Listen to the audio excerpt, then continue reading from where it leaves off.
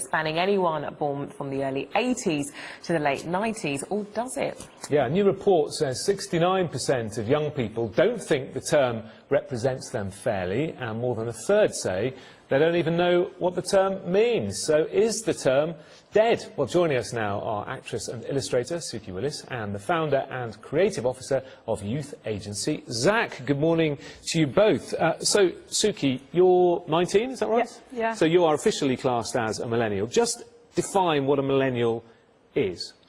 What, to me? Or because I can't really speak on a whole generation. So for me, a millennial is... I don't identify with the term, so I can't really have a say in it. I think it's someone born from 1980 to 1999, but that's almost 2 decades worth of people. That's a lot of people to class as one thing.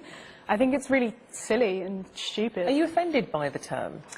I wouldn't say offended, but talking to a lot of friends, they consider it a slur. There's no positive connotations to the word millennial. What do you consider a slur? What is it that you don't identify with,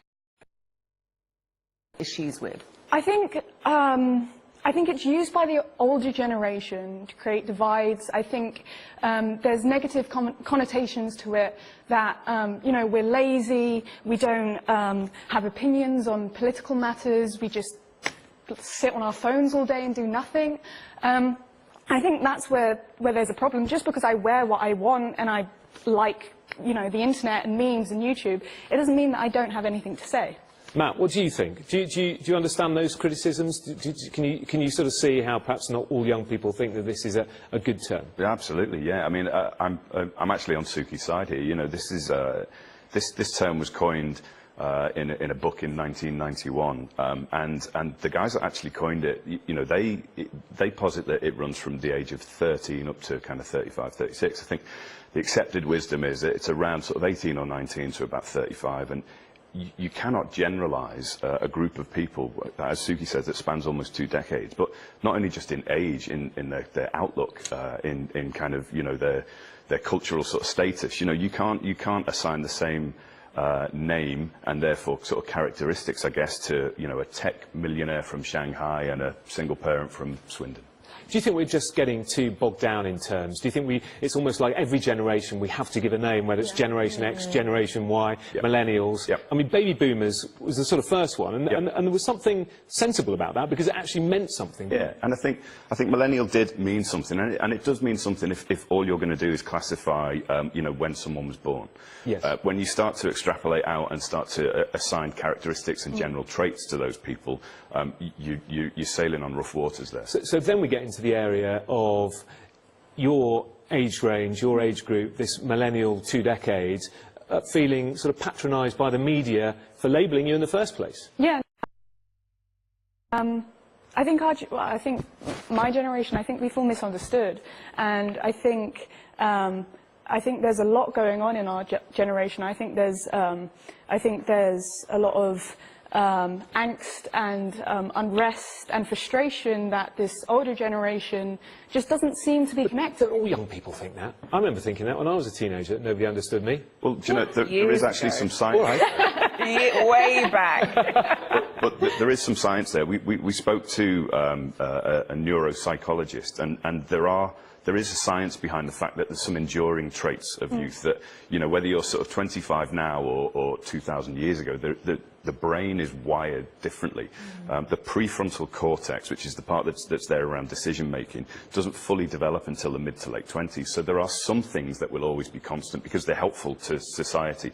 Things like risk, novelty, and a sense of kind of belonging. But, you know, even 10 or 20 years ago, belonging was about tribalism, that I want to be a skater kid, I want to be an emo, a goth, or an indie. Now it's not. It's about diversity. It's like belonging in a certain group of people who share the same vision and the same outlook and the same sense of diversity. So whilst there's some things that are enduring, and you really need to understand the fixed traits, you need to understand the cultural effects on youth as well. You know that viral video by that author, motivational speaker, Simon Sinek, and there was a big video, loads of views on Facebook, and he was essentially talking about millennials, saying that they feel they deserve so much, they were given medals for losing, that they could be quite lazy, entitled. Yeah. Yep, Was there any truth in any of this? Which wasn't necessarily, he wasn't necessarily just blaming young people, he was kind of blaming parents as well for making them feel that they deserve anything, that they could have anything that they wanted. Is there a little bit of truth in it?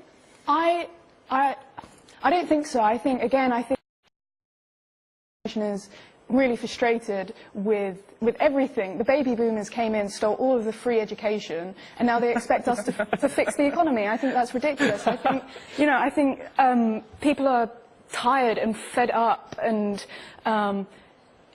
just infuriated. How would you like to be, if a label has to be attached to your generation, what label would you like it to be? To me, I can't speak for my generation. There's a big number of people in my generation. For me, I'd just like to be known as Sukey, to be honest. I was born in 1997. I like skating. I like my friends. That's me. I'm not a millennial. I so happen to grow up with the internet. Would you say there's nothing that characterises your generation then? I think we're passionate. I think we're progressive. I think we're caring and understanding. I think, there's a lot going on in this generation. I think there are a lot of positives, and people seem to be overlooking that. Brilliant. You're a marketing guy. The progressives. It's got a ring to it, hasn't it? We're actually calling it the selfhood generation, which means about this sense of individuality. Okay. So whilst we are assigning it, can't pin these young guys in a box. Absolutely. Too fast-moving, too dynamic, too unpredictable. This to us is about the rise of the individual.